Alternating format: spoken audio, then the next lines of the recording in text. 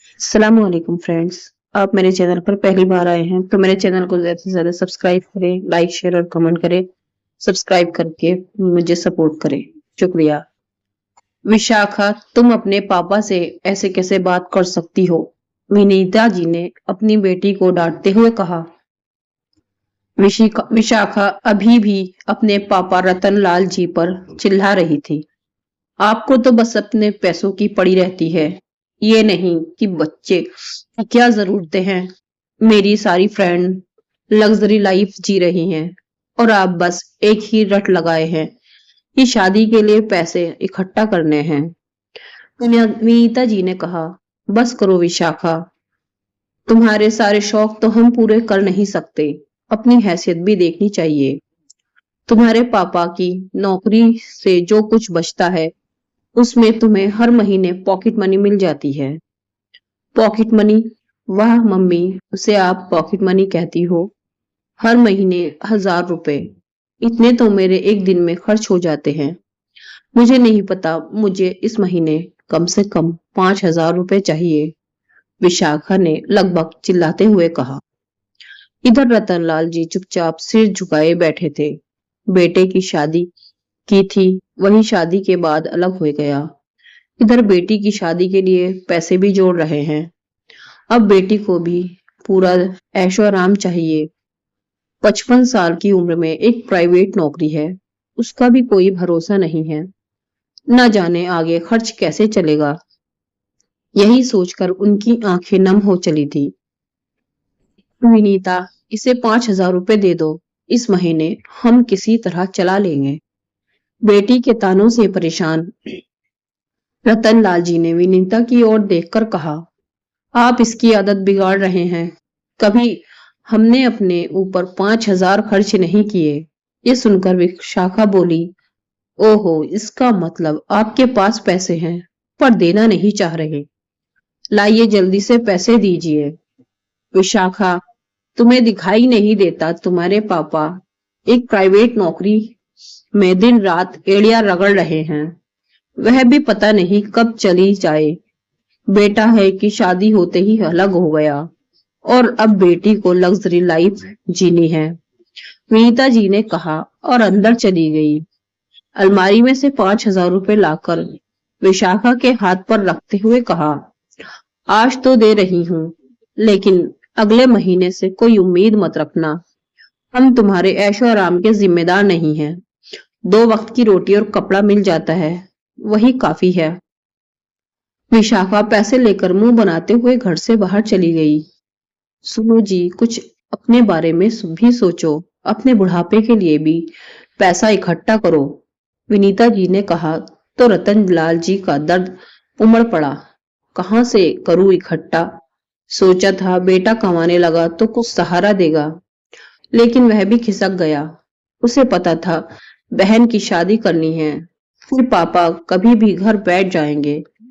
अपना घर संभालने से ज्यादा उसने अपनी पत्नी के साथ ऐशो आराम की जिंदगी को ज्यादा महत्व दिया।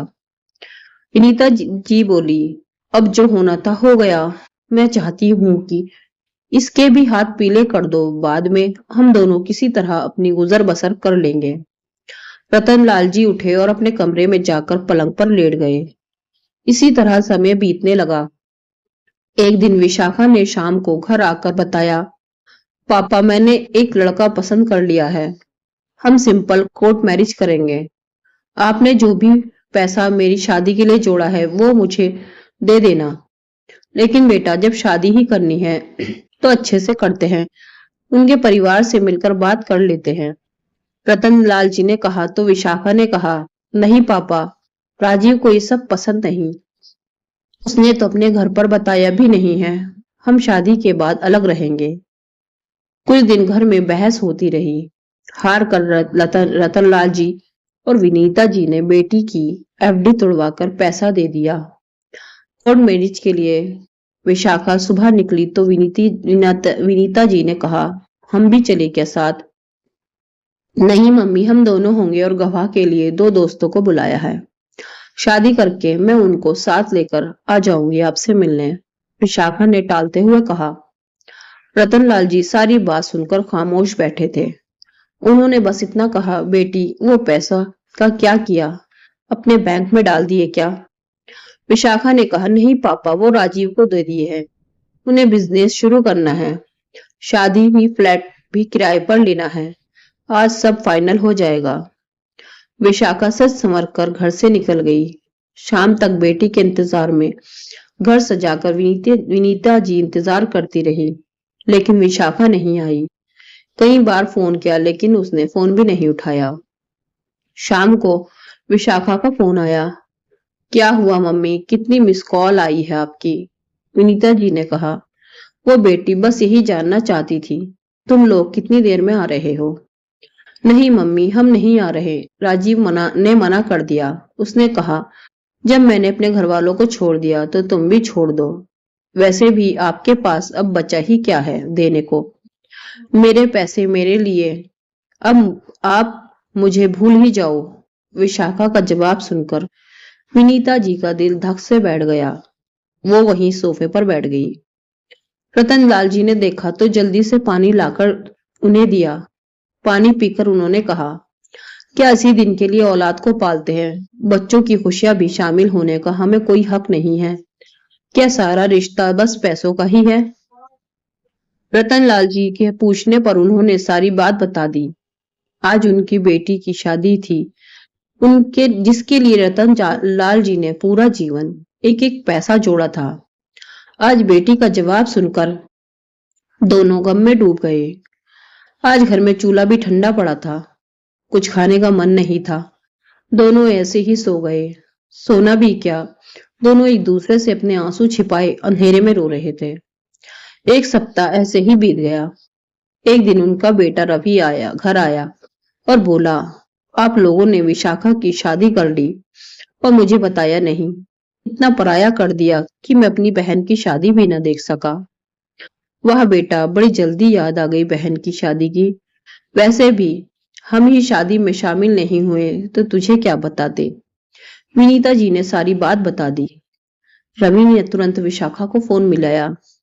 दूसरी ओर से किसी के रोने की आवाज आई। भाई, मैं बहुत मुश्किल में हूँ। राजीव मुझे धोखा देकर सारे पैसे लेकर भाग गया।